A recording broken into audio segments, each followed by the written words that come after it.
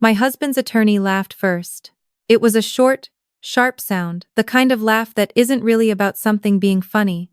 It's about making sure you know your place. He leaned toward my husband and said something behind his hand, and my husband smiled the way he always smiled when he thought he had already won. The courtroom was full that morning. His mother was in the third row, wearing the pearl earrings I had given her for her birthday 2 years ago. She didn't look at me. Neither did his sister, who sat beside her with her hands folded in her lap like she was attending a church service. I was sitting at the table on the left side of the room, alone.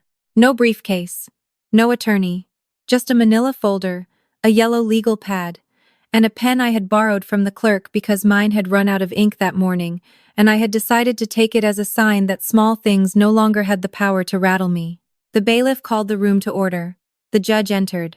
Everyone rose, then sat. My husband's attorney rose immediately and said, with great confidence, that the opposing party appeared to be unrepresented, and he wanted to note for the record that he had concerns about proceeding under those circumstances. He said it with a straight face. He said it like he was doing me a favor. The judge looked at me over the rim of her glasses. "Ma'am, are you representing yourself today?" "Yes, Your Honor," I said. Somewhere behind me, I heard a sound. Not quite a laugh. Something quieter and more deliberate. I didn't turn around. I had learned a long time ago not to turn around. My name is Claire, and 6 months before that morning in the courtroom, I had been standing in the kitchen of the house I thought was mine, reading a text message on a phone my husband didn't know I had. The message was from my husband's business partner, a man I had met exactly once, at a company dinner where I had spent most of the evening refilling water glasses because my husband kept forgetting to introduce me to anyone. The message said, "Transfer complete. Account ending 7,741. She won't find it. She doesn't even know it exists." I read it 3 times. Then I put the phone in the pocket of my cardigan, walked to the refrigerator, took out the pitcher of iced tea, and poured myself a glass. My husband came into the kitchen 20 minutes later. He was in a good mood. He kissed my cheek and said he was thinking of ordering Thai food. He asked if I wanted the usual. "Sure," I said. "The usual is fine." I smiled. He smiled back. He had no idea.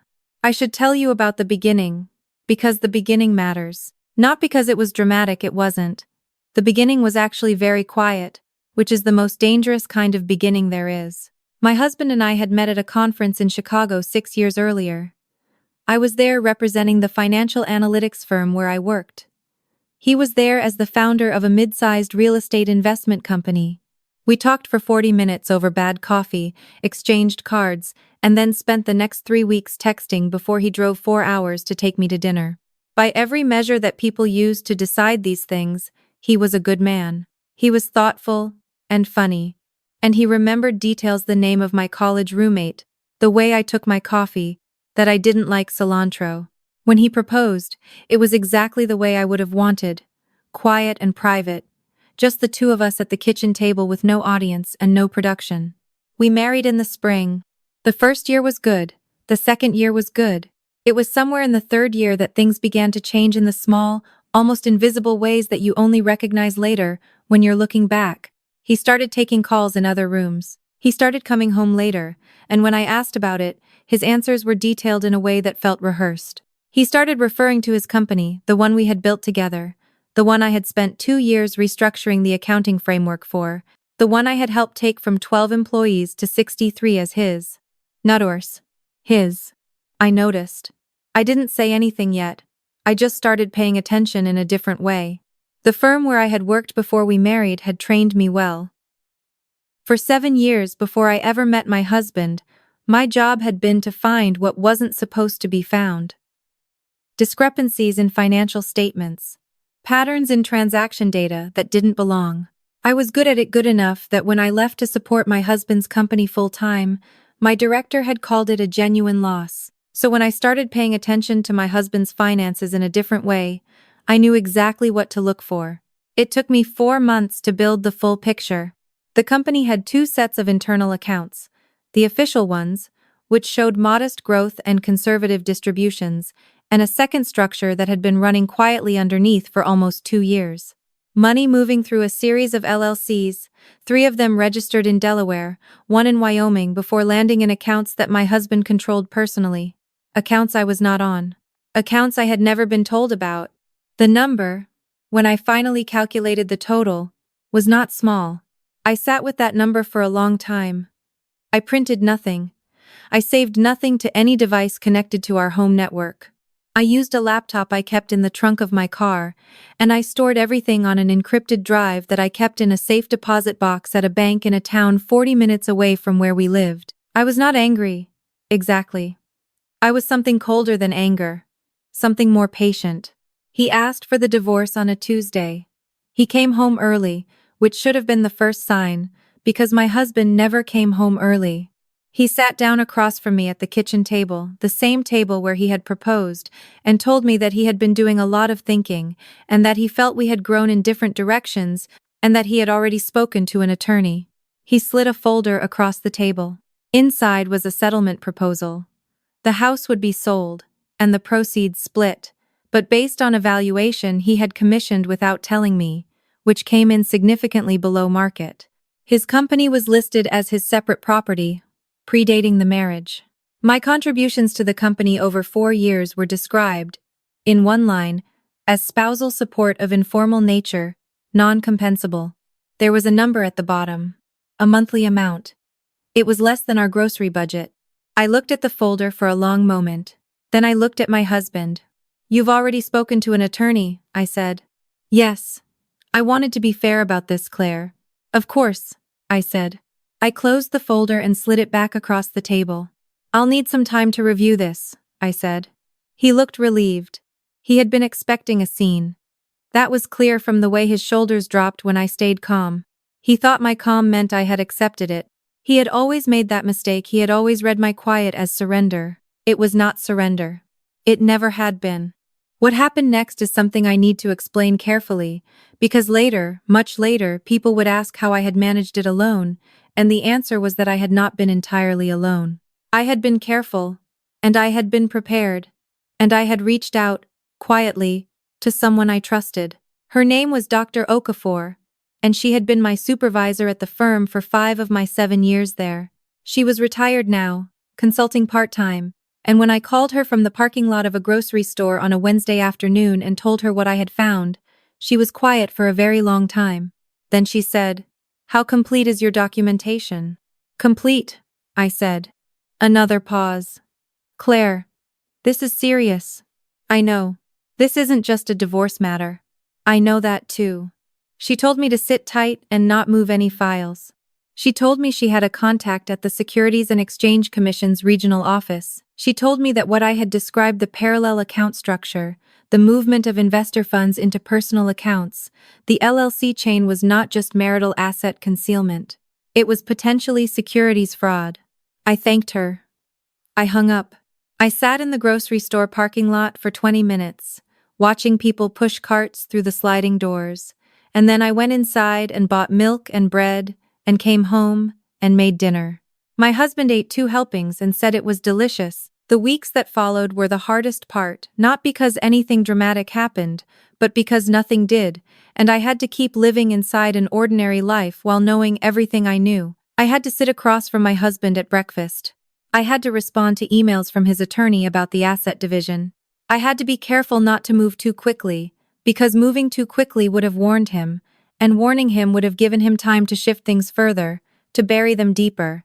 I also had to navigate the humiliation that he seemed to take quiet pleasure in. He told his mother before he told his sister, and his mother called me within 2 days.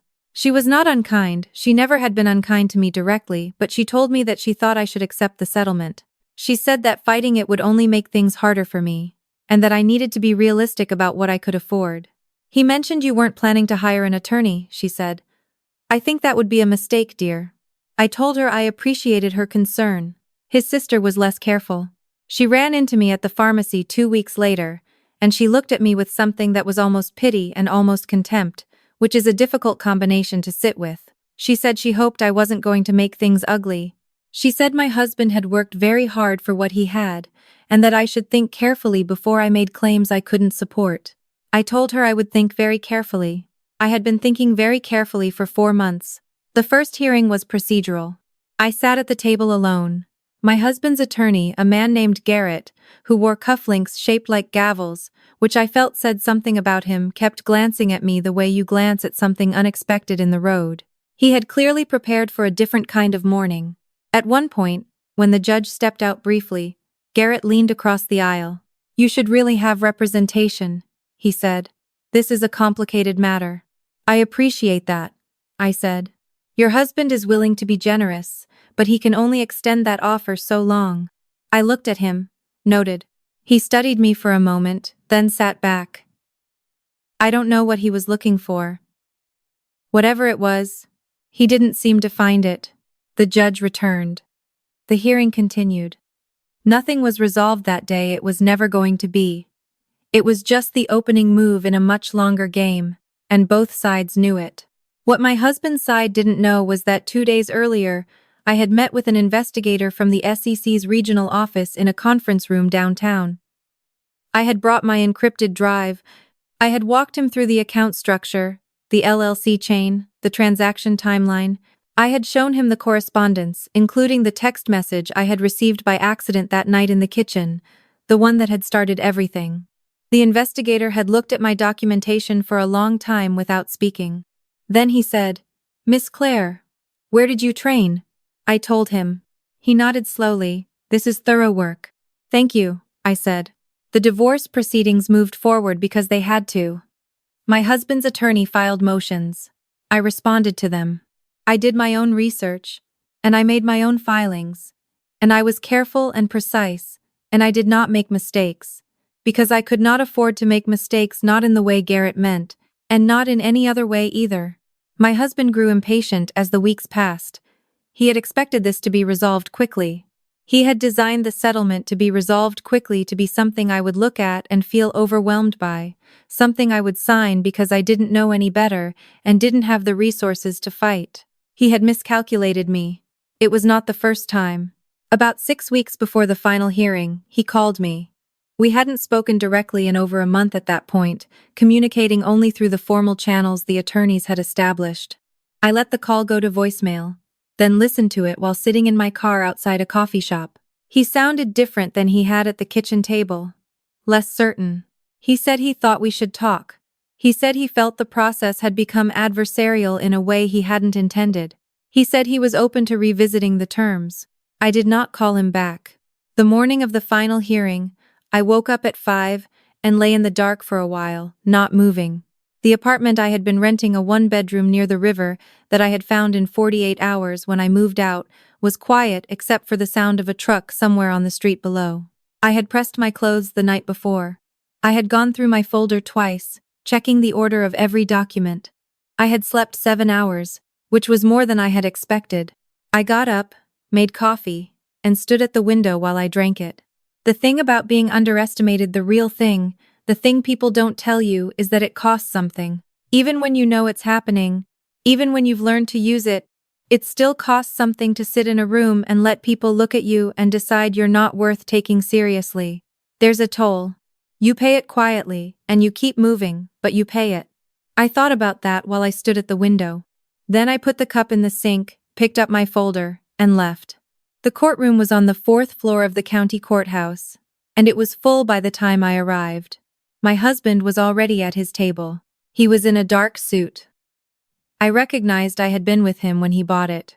He was talking quietly with Garrett, and they both looked up when I walked in. Garrett looked away first.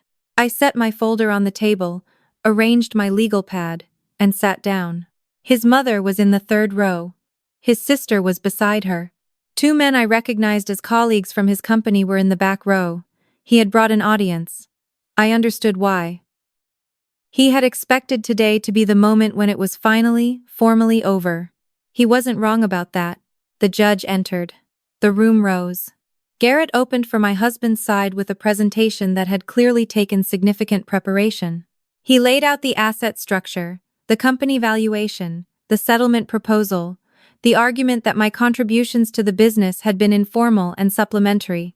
He was smooth and organized, and he spoke with the easy confidence of someone who had done this many times and expected to do it many more. Then it was my turn. I stood up. I said, "Your Honor, I'd like to begin by submitting a set of documents into evidence." I walked to the clerk and handed over a packet. I had made 4 copies, one for the court, one for Garrett, one for the record, one for myself. I watched Garrett open his copy. I watched his face change. It was not dramatic, the way it changes in films. It was subtle, a slight stillness, a careful absence of expression that is itself an expression. He read the first page, then the second, then looked up at me, then looked down again. I returned to my table. "These documents," I said, "represent a detailed accounting of the financial structure of my husband's company over the past 3 years. They include transaction records, internal transfer documentation, and correspondence related to a series of LLCs established for the purpose of moving company assets into personal accounts outside the marital estate." The room was very quiet. They also include documentation that I provided, 6 weeks ago, to the Securities and Exchange Commission's regional office, which has since opened a formal investigation. My husband turned to look at me. It was the first time he had looked directly at me all morning. I didn't look back at him. I kept my eyes on the judge. "Additionally," I said, "I'd like to note for the record that the company valuation submitted by the opposing party was conducted by a firm with a disclosed contractual relationship to one of the LLCs I just referenced, which I believe the court will find relevant to the question of its accuracy." The judge was reading the first document. Garrett leaned toward my husband and said something. My husband shook his head once, sharply. "Your Honor," Garrett said, rising. His voice was different now. "I'd like to request a brief recess to review these materials." "I imagine you would," the judge said, without looking up. The recess lasted 40 minutes. I sat at my table. I drank water from a paper cup. A court clerk brought me another one without me asking, which I thought was kind. My husband and Garrett went into a conference room with 2 other men I didn't recognize. I assumed they were additional attorneys who had been called in, or perhaps colleagues of Garrett's who had been waiting in the hallway against the possibility that things became complicated. Things had become complicated. His mother came to the end of the gallery at one point. I saw her stand at the rail and look at me. I looked back at her. She opened her mouth, then closed it, then turned and went back to her seat. His sister did not look at me at all. When the judge returned and the session resumed, Garrett stood and made a brief statement about the new information that had come to light and his client's desire to approach settlement discussions in light of that information. The judge looked at me. "Miss Claire, how does your client wish to proceed?" She had used the word client as a courtesy, or perhaps as something else. I didn't parse it too carefully. "I'm prepared to continue today, Your Honor," I said. "But I'm also open to a settlement discussion, provided the terms reflect an accurate accounting of the full marital estate." "That seems reasonable," the judge said. Garrett sat down slowly. My husband was looking at the table in front of him. I could see, from where I was sitting, that his hands were flat against the surface, the way you press your hands down when you need to keep them from doing something else. The settlement we reached that afternoon was not the number at the bottom of the folder he had slid across the kitchen table. It was not close to that number. The marital estate, once the full account structure was properly included, was significantly larger than the version he had presented to me, and the settlement reflected that. There were also agreements regarding the ongoing SEC matter, things I cannot detail here, but which meant that my cooperation with the investigation would continue, and that certain admissions would be formalized. Garrett did not smile when we signed. My husband signed without looking up. I signed last. The clerk witnessed it. I thanked her. She said, quietly, "Good for you." And I wasn't sure if she was supposed to say that, but I was glad she did. I walked out of the courthouse alone, which was how I had walked in. The street outside was ordinary people moving in both directions, a food cart on the corner, pigeons on the courthouse steps negotiating over something that had fallen from someone's lunch. The city had continued to exist, without taking any particular notice of what had just happened on the 4th floor, which was fine. That was how it should be. I called Dr. Okafor from the bottom of the courthouse steps. She picked up on the second ring. "How did it go?" she said. "It went the way it should have," I said. She made a sound that wasn't quite a laugh and wasn't quite a sigh. "I wish I could say I was surprised he tried it." "I know. Are you all right?" I thought about that for a moment. The sun was hitting the stone steps at an angle that made them look almost warm. A woman with a stroller was coming up the far side. A man in a delivery uniform was reading something on his phone and laughing. "Yes," I said. "I think I actually am. Dr. Okafor told me to get something good to eat, and to rest, and to call her next week." I told her I would. I walked to my car. I sat for a moment before starting the engine. I thought about the kitchen table where he had proposed, and the kitchen table where he had handed me that folder, and how they were the same table. I thought about how certain he had been, how completely, genuinely certain that I would not know how to fight back. I thought about all the years I had spent learning exactly how to do the thing he was sure I couldn't do. I started the car. I drove home,